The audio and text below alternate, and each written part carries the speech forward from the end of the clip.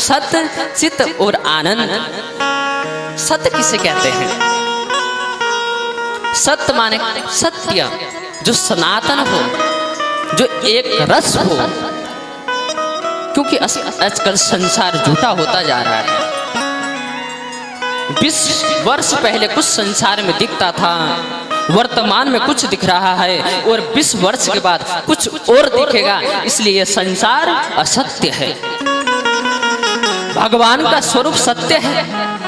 ये संसार परिवर्तनशील है, ये परिवर्तन होता रहता है संसार में। अब पहले कुछ दिख रहा था, अब कुछ दिख रहा है, बाद में और कुछ दिखेगा। लेकिन भगवान का जो स्वरूप है वह सत्य है। पहले भी एक स्वरूप था, अब भी एक स्वरूप है और आगे भी वही स्वरूप रहेगा। भगवान का स्वरूप कभी चेंज नहीं हो। ये संसार झूठा है, इसलिए भगवान का जो स्वरूप है वो सत्य स्वरूप है। दूसरा है चित्त।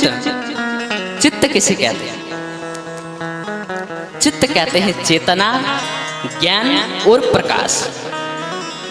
भगवान की चेतना, ज्ञान और प्रकाश अच्युत रहता है, एक समान रहता है।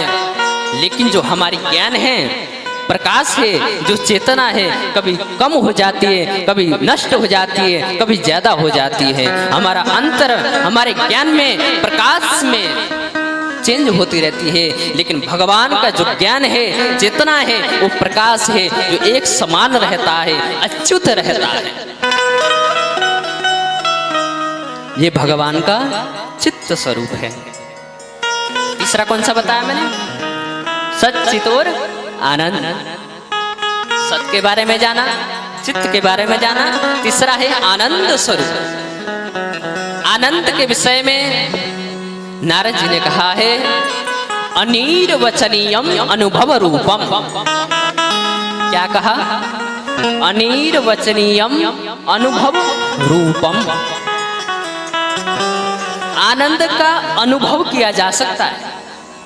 आप हृदय में, आप अपने अंतःकरण में आनंद का अनुभव किया जा सकता है, कर सकते हैं। पर आप अपनी वाणी से दूसरे को बता नहीं सकते हैं कि आप कैसा आनंद महसूस कर रहे हैं।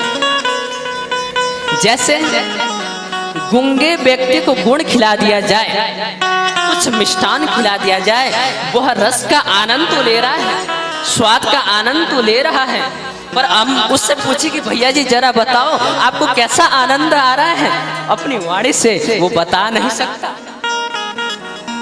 वो महसूस तो कर रहा है, वो आनंद का अनुभव कर रहा है, लेकिन अपनी वाणी से दूसरे को नहीं बता सकता।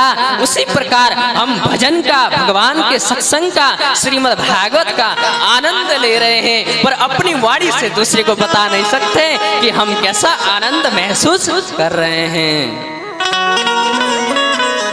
भगवान का सत्य और चित्त और ये आनंद तीनों स्वरूप है। भगवान का सत्य स्वरूप भी बहुत दिव्य है, चित्त स्वरूप भी बड़ा दिव्य है और आनंद स्वरूप भी